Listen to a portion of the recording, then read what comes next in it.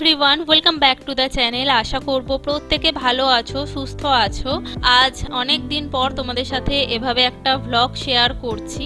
আগের ভিডিওতে তোমাদেরকে বলেছিলাম যে 1 মাস আমরা আলিপুরদুয়ারের বাড়িতেই আছি, কিন্তু যেহেতু মন খারাপ নিয়ে কেটে গেছে তাই আর কোনো ভ্লগ টক করার ইচ্ছা হয়নি।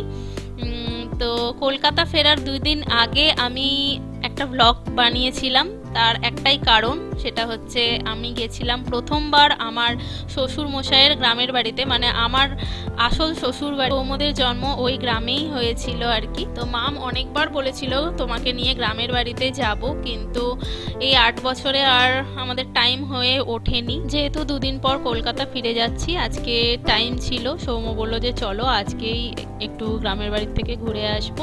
আর রান্নার দিদি 2 দিন আসছে না, তাই আমি বাড়িতে রান্না টান্না করছি। তো দেখো রান্না টান্না কমপ্লিট, চলো স্নান টান করে খেয়ে দিয়ে রেডি হব। আর এই হলো আমাদের মাম। তো মামের একটা ছবি বেশ বড় করেই বাঁধানো হয়েছিল, যেই ফটোটা দিয়ে কাজ হয়েছে। তো সেইটা আমরা প্যাক করে নিয়েছি, ওটা আমরা কলকাতার বাড়িতে নিয়ে যাব। আর এখানে এর জন্য একটা ফটো বাঁধানো হয়েছে, যেটা এই বাড়িতে থাকবে। আর এই হলো মামের গোপালকেই আমি নিয়ে যাব।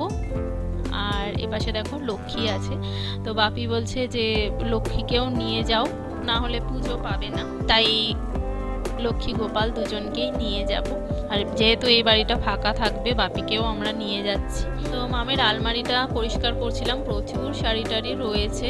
তার মধ্যে দেখলাম এই ব্যাগগুলো ছিল, যে ব্যাগগুলো একদমই নষ্ট হয়ে গেছে, যার জন্য এই ব্যাগগুলো ফেলে দিলাম। আর একটা ব্যাগ নতুন আছে, যেটা লাস্টবার মামকে আমি গিফট করেছিলাম। তো ওই ব্যাগটা সৌম্য বললো আমার কাছে রেখে দিতে, ওটা আমি রেখে দিলাম। স্নান টান করে আমি চলে এসেছি ছাদে, জামা কাপড় মেলবো, তারপর কুট্টুসকে স্নান টান করে খাওয়াবো। দেখতে দেখতে কিভাবে 1 মাস কেটে গেল বুঝতেই পারলাম না।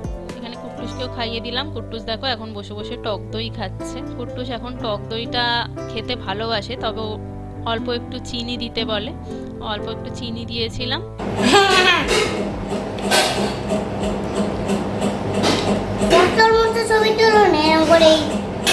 এইখান থেকে পড়বে, এটা টেনে নিয়ে খা।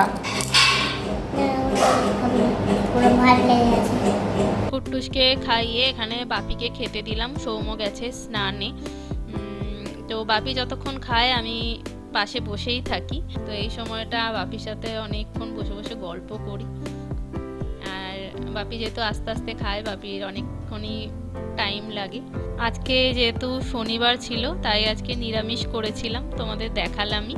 আর শুধু কুট্টুসের জন্য একটা অমলেট ভেজে দিয়েছিলাম। কুট্টুস আবার সোয়াবিনটা খেতে পছন্দ করে না, খেতে চায় না, তাই ওর জন্য একটা অমলেট করে দিয়েছিলাম।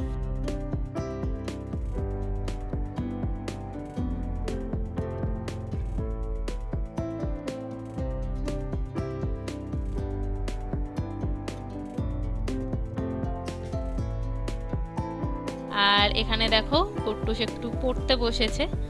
কলকাতা থেকে আসার সময় আমি তাড়াহুড়ো করে ব্যাগ গুছিয়েছিলাম, তো খাতা সেইভাবে আনা হয়নি, শুধু বইগুলোই নিয়ে এসেছিলাম। এসে ওকে এখানে একটা খাতা কিনে দিয়েছি লেখাগুলো প্র্যাকটিস করার জন্য, কারণ ওরা তো ছোট, জানোই, কিছুদিন গ্যাপ পড়ে গেলেই সব ভুলে যাবে। তাই যখন যখন টাইম পাচ্ছি ওকে নিয়ে একবার করে বসি। আর এইটা হচ্ছে আমার জায়ের ছেলে, ওর যখন স্কুল ছুটি থাকে একবার আসে আমাদের বাড়িতে, কুট্টুসের সাথে একটু খেলা করে।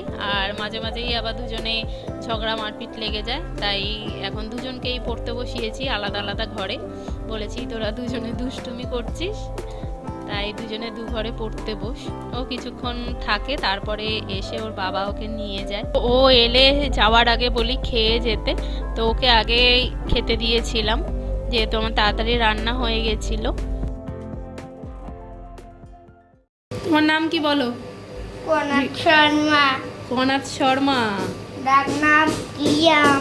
ডাকনাম লিয়াম। এটা কি হচ্ছে বলো তো, জানো? তোমার প্রথম দাঁতটা কি হয়েছে? ভাঙ্গা গেছে, ভাঙ্গা। প্রথম দাঁতটা ভাঙ্গা গিয়া উঠছে। এই যে এই দাঁতটা আগে, এই দাঁতটা, এই যে ওই সামনের দাঁতটা ভেঙে গেছে না? ওই যে এইটা নড়াইছি। হ্যাঁ আরো দাঁত পড়ে গেছে, নড়াইছি। নড়াইছিস এটা কেন? বেশি চকলেট খেয়েছিস কেন? এলো দি একটা কাছে ফুটা করতে হবে এলো দি তো ফলস দাঁত বসাতে হবে, এবার কি হবে?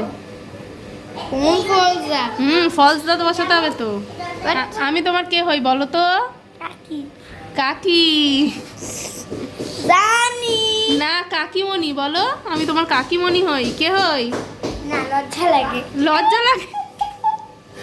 ওইটা খেলাম না পইরা গেলাম গা। কাকিমণি বলতে নাকি লজ্জা লাগে? এখন দুপুর 3টে বাজছে, আমরা রেডি হয়ে বেরোলাম। আলিপুরদুয়ারের টাউনে হচ্ছে আমাদের বাড়ি, আর গ্রামের বাড়িটা কুচবিহার যেতে মরিচবাড়ি বলে একটা জায়গা আছে, সেখানেই হচ্ছে আমাদের গ্রামের বাড়ি। আলিপুরদুয়ার টাউন থেকে টোটোতে ওই আধ ঘন্টা মতন টাইম লাগে। আমার মেজো কাকা শ্বশুরের ছেলের নিজের টোটো আছে, তো আমার দেওর হয় আর কি, তো ও টোটো নিয়ে এসেছিল, বলল যে চলো একবারে তোমাদেরকে নিয়ে তারপরে বাড়ি যাব। দেখো দুপাশে এরকম মাঠ, মাঝখানে রাস্তা দিয়ে আমরা যাচ্ছি। এইখানে এখনো বাপি বলছিল আমাদের জমি জায়গা আছে, তো মাম বাপি সবাই এখানেই থাকতো প্রথমে, তারপরে বাপি আলিপুরদুয়ারের টাউনে জায়গা কিনে বাড়ি করেছিল। এই শোনাই, আমার হাত ধর বাবা, আর আমার হাত ধর। কিন্তু এখন তো তোকে রাস্তাটা মনে হয় ঘুরে নিতে হবে, এই ড্রেনটা বেশি উঁচু না।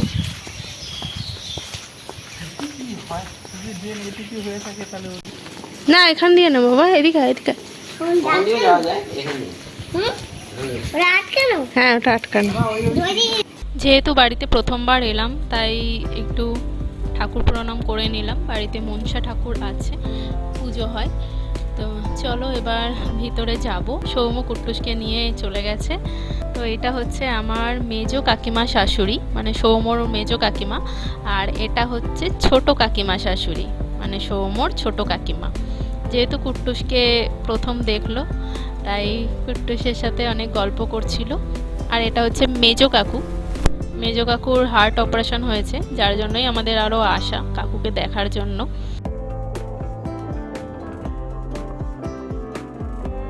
তো বাড়ির পিছন দিকেই জমি আছে, সেখানে প্রচুর গাছ হয়েছে। ছোট কাকিমা বলল যে চলো তোমাদেরকে কুমড়ো শাক তুলে দিই, নিয়ে যাবে। বাপি আবার কুমড়ো শাকের পাটা খেতে খুব ভালোবাসে, তাই ভাবলাম নিয়েই যাই। ওই যে দেখো ছোট কাকিমা আমার জন্য কুমড়ো শাক তুলছে। আর আমি একটু মাঠে ঘুরছিলাম, বেশ মেঘ করে এসেছিল, ওয়েদারটা খুব ভালো লাগছিল, হালকা হালকা হাওয়া দিচ্ছিল। কুট্টুস তো ফাঁকা মাঠ পেয়ে দৌড়াদৌড়ি শুরু করেছে। মেজো কাকুর নাতির সঙ্গে কুট্টুস খেলছিল।